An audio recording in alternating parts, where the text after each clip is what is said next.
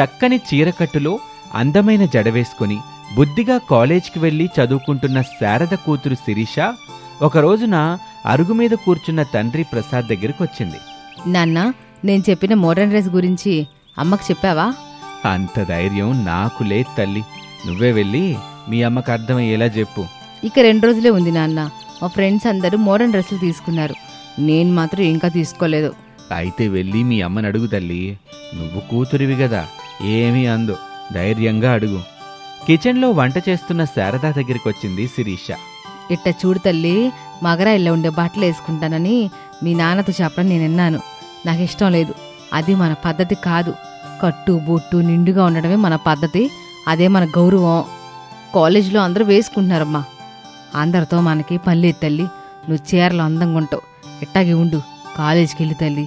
ఈ ఊర్లో పద్ధతి అంటే శారద, శారద అంటే పద్ధతి అనే గొప్ప పేరుంది మీ అమ్మకి. అటంటే అమ్మకి కూతురు నువ్వే మోడర్న్ బట్టలు వేసుకుంటానని చెప్తే ఎట్టా చెప్పు?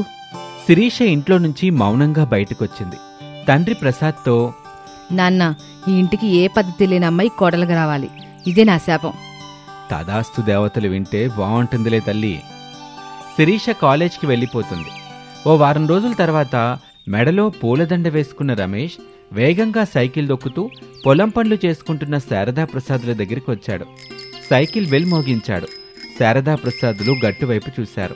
ఎదురుగా కొడుకు రమేష్ కనిపించాడు. యావయ్యా, మన కొడుకు? అవును శారదా, మనవాడే.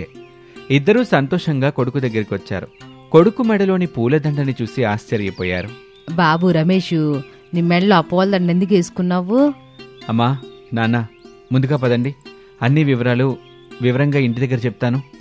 సరే బాబు, నేను అమ్మ ఎడ్లబండిలో వస్తాం, నువ్వు సైకిల్ మీద ఇంటికెళ్ళు. ముగ్గురం సైకిల్ మీద వెళ్దా నాన్న. నువ్వు ముందు కూర్చో, అమ్మ వెనక కూర్చుంటుంది. ఇద్దరిని జాగ్రత్తగా నేనింటికి తీసుకెళ్తాను. ఆయన నీకు బండి ఉంది కదా బాబు, సైకిల్ మీద ఎందుకు వచ్చావు? అమ్మా, ఇంటికెళ్ళిన తర్వాత అన్ని విషయాలు వివరంగా చెప్తాను. ముందు సైకిల్ మీద కూర్చో. సైకిల్ మీద ముందు ప్రసాదు, వెనక శారద కూర్చున్నారు. రమేష్ జాగ్రత్తగా సైకిల్ దొక్కుతూ ఇంటికి తీసుకొచ్చాడు. ఇంటి ముందు కారుంది. ఆ పక్కన మోడ్రన్ డ్రెస్సులో సిటీ అమ్మాయి అనామిక నిలబడి ఉంది. తన మెడలో పూలదండ కూడా ఉంది. ఎవరమ్మాయి నువ్వు దండేసుకుని కారుతో మా ఇంటికి ముందున్నావు? రామ్, ఎవరి పెద్దావిడా? అను, తను మా అమ్మ, పేరు శారద. అతను మా నాన్న, పేరు ప్రసాదు. నీకు అత్తయ్య మామయ్యలు అవుతారు. ఓహో, ఆంటీ అంకుల్ అన్నమాట. Hello aunty. హాయ్ అంకుల్, నా పేరు అనామిక. రామ్ నన్ను ప్రేమగా అను అని పిలుస్తాడు, మీరు కూడా అను అని పిలవండి. రమేషు, ఈ అమ్మ ఏం మాట్లాడుతుందో అర్థం అవట్లేదు. శారద, హారతి పళ్ళని తీసుకొచ్చి కొడుకుని కోడలు ఇంట్లో తీసుకెళ్ళు. ఏంటండి మీరు చెప్పేది? ఇంకా నీకు అర్థం కాలేదా? మన కొడుకు ఆ సిటీ అమ్మాయిని పెళ్లి చేసుకుని మన ఇంటికి తీసుకొచ్చాడు. ఏమైనా ఉంటే మనం ఇంట్లోకి వెళ్ళిన తర్వాత మాట్లాడుకుందాం. ఎల్లు శారద, వెళ్ళి హారతి తీసుకొనిరా. శారద మౌనంగా ఇంట్లోకి వెళ్ళింది. రమేష్, అనామిక గుమ్మం ముందు నిలబడ్డారు. శారద హారతి పళ్ళని తీసుకొచ్చింది. అనామిక అది చూసి కంగారుతో ఫైర్ ఫైర్ అంటూ వెంటనే కారు దగ్గరికి వచ్చేసింది. శారద, ప్రసాదు, రమేష్లు అయోమయంగా చూస్తూ ఉంటారు. మోడ్రన్ అనామిక నీళ్లు తీసుకొచ్చి హారతి మీద పోసింది. అంతే, శారద కోపంగా తిట్టడం మొదలుపెట్టింది. నీ అమ్మ కడుపు మాడ, ఎంత పనిచేసావే? ఆంటీ, అది ఫైర్ మీకు అంటుకుంటుంది, అందుకే నీళ్లు పోశాను, ఫీల్ కాకండి. ఎవరి అమ్మాయి? పద్ధతి పాడు తెలిసినట్టుగా లేవు. అమ్మా, అనామిక సిటీలోనే పుట్టి పెరిగిన అమ్మాయి, తనకి పద్ధతులేమీ తెలియవు. పద్ధతి లేని కోళ్ళన్నమాట. సర్లే, కుడికాలు పెట్టి ఇంట్లోకి రమ్మని చెప్పు. లెఫ్ట్ లెగ్ ఏం పాపం చేసిందంటే నేను లెఫ్ట్ లెగ్ పెట్టి ఇంట్లోకి వస్తాను. అనామిక అలా చెప్పి ఎడమకాలు ఇంట్లో పెట్టింది. ఇట్లా చూడుకోళ్ళ, ఇది పల్లెటూరు, ఎక్కడ ఇలాంటి బట్టలు ఉండకూడదు. అవన్నీ తీసేసి చీర కట్టుకో, చక్కగా జడేసుకుని ఇల్లు. ఆంటీ, నాకు శారీ కంఫర్టబుల్గా ఉండదు, ఇలాగే బాగుంటుంది అని చెబుతూ ఉండగా చీరకట్టులో జడ వేసుకుని చక్కగా ఉన్న శారద కూతురు శిరీష కాలేజ్ నుంచి వచ్చింది. మోడ్రన్ డ్రెస్లో ఉన్న అనామికాని చూసింది. ఎవరమ్మ తను? శిరీష, తను మీ వదిన. అను, తను శిరీష, నా చెల్లెలు. హలో శిరీష. అనామిక హ్యాండ్ ముందుకు చాపింది. నమస్తే వదినమ్మా అంటూ దండం పెట్టింది. పద్ధతి అంటే అది, ఒక ఆడపిల్ల నా కూతురులా ఉండాలి, నీలా కాదు. నా కూతురు దగ్గర పద్ధతులు నేర్చుకో.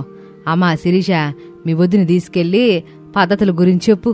శిరీష అనామికాని తీసుకుని గదిలోకి వెళ్ళింది. తనలో తాను, వామ్మో, నాన్న చెప్పినట్టు నేను కోరుకున్నది తదాస్తు దేవతలు విన్నట్టున్నారు.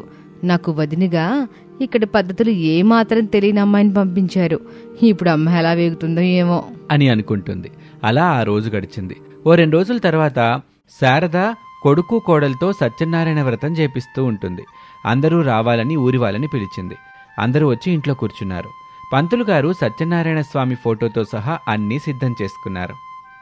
శారదమ్మ తల్లి, కొడుకు కోడల్ని పిలిపిస్తే నేనిక వ్రతం మొదలు పెడతాను బాబు రమేష్, కోడలు తీసుకుంటారా, పంతులు గారు పిలుతున్నారు అని గట్టిగా కేకేసింది. మోడ్రన్ డ్రెస్సులో ఉన్న అనామికాని తీసుకుని రమేష్ వ్రతం దగ్గరికి వచ్చాడు.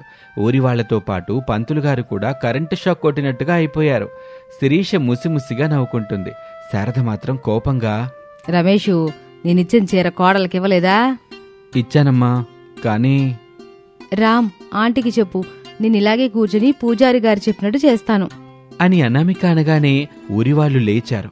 శారదని చూస్తూ పద్ధతి లేని కోడల్ని ఎలా తెచ్చుకున్నావంటూ నోటికొచ్చిన మాటలు అనేశారు. శారదా, సత్యనారాయణ స్వామి వ్రతం ఎట్టా చేస్తారో నీకు తెలీదా? నేను కోడలకి వివరంగా చెప్పాను పెద్దవ్వా. నీ కోడల్ని తీసుకెళ్ళి చీర కట్టుకుని తీసుకురా, ఎల్లు. రామ్, నాకు ఇలాగే బాగుంది, శారీ వద్దు ఏమొద్దు, ఆంటీకి చెప్పండి. ఇట చూడమ్మా, నీకు నీ భర్త రమేష్ బాగుండాలా వద్దా? రామ్ బాగుండాలి, తను బాగుంటేనే కదా నేను బాగుంటాను. అప్పుడు నువ్వు చీర కట్టుకోవాలి తల్లి. శిరీష, వదిని తీసుకెళ్ళి చీర కట్టు. శిరీష అనామికాని తీసుకుని గదిలోకి వెళ్ళింది. మోడ్రన్ అనామిక గురించి ఆడవాళ్లు గుసగుసలుగా మాట్లాడుకుంటూ ఉంటారు. అందంగా చీర కట్టుకుని పొడవాటి జడతో వచ్చిన అనామికాని చూసి అందరూ ఆహా ఓహో అతిలోక సుందరిలా ఉందని మెచ్చుకుంటూ ఉంటారు. రమేష్, అనామిక పూజలో కూర్చుంటారు. రమేష్ మురిసిపోతూ, దేవకన్యలా ఉన్నావను. థ్యాంక్స్ రామ్. అయ్యా, తమ ఆలు మగల ముచ్చట్లు తర్వాత ఏకాంతంగా ఉన్నప్పుడు చూసుకోండి, ఇప్పుడు మాత్రం వ్రతం మీద దృష్టి పెట్టండి అని అనగానే ఊరివాళ్లు పక్కున నవ్వారు. రమేష్, అనామిక మాట్లాడుకోవటమే మానేశారు. పంతులు గారు చెప్పినట్టుగా బుద్ధిగా వ్రతం చేస్తూ ఉంటారు. అలా ఆ రోజు గడిచింది. మరుసటి రోజున స్విమ్మింగ్ డ్రెస్ వేసుకుంది. శిరీష అది చూసింది. అయ్యో వదినా, నిన్నటి వరకు మోడర్న్ డ్రెస్ వేసుకున్నావు, ఇప్పుడు స్విమ్మింగ్ డ్రెస్ వేసుకున్నావు. ఇలా గనక నిన్నమ్మ చూసిందంటే అమ్మోరొచ్చిన దానిలాగా వేప కొమ్మలు పట్టుకొని నిన్ను నన్ను మామూలుగా కొట్టదు. ఏం కాదు శిరీష, నేను చూసుకుంటాను. ఇక్కడ స్విమ్మింగ్ పూల్ ఎక్కడుంది? వదినా, ఇది సిటీ కాదు, పల్లెటూరు. ఇక్కడ స్విమ్మింగ్ పూల్ ఉండదు, చెరువు ఉంటుంది. అందులో మనం స్విమ్మింగ్ చేయలేం. ఎందుకు చేయలేం శిరీష? అందులో పశువుల్ని వాష్ చేస్తారు వదినా, చేపల్ని పెంచుతారు, ముళ్ళుంటాయి, స్మెల్ ఘోరంగా ఉంటుంది అని శిరీష చెప్తూ ఉండగా శారద టిఫిన్ డబ్బా పట్టుకుని వాళ్ళ దగ్గరికి వచ్చింది. స్విమ్మింగ్ డ్రెస్లో ఉన్న కోడలు అనామికాని చూసి కళ్ళు తిరిగి కింద పడిపోయింది. చూసా వదినా, నిన్ను ఈ స్విమ్మింగ్ డ్రెస్లో చూసి అమ్మ ఎలా పడిపోయింది చూడు.